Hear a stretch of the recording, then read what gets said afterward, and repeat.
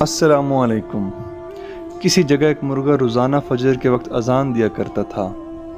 ایک دن مرغے کے مالک نے اسے پکڑ کر کہا، آج کے بعد اگر تو نے پھر کبھی اذان دی تو میں نے تیرے سارے پر وغیرہ اکھاڑ لینے ہیں۔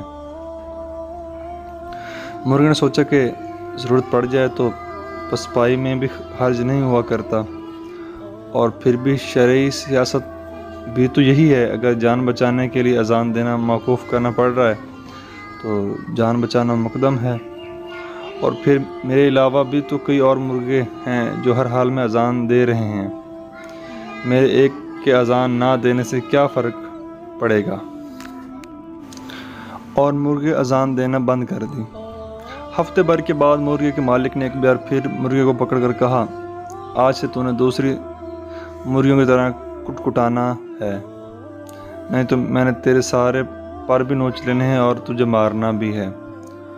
اور مرتا کیا نہ کرتا، مرغے نے اپنی وزداری کو پشت ڈالا اور مرغیوں کی طرح کٹکٹانا بھی شروع کر دیا۔ مہینے بھر کے بعد مرغے کے مالک نے مرغے کو پکڑ کر کہا، اگر تم نے کل سے دوسری مرغیوں کی طرح انڈا دینا شروع نہ کیا تو میں نے تجھے چھری پھیر دینی ہے۔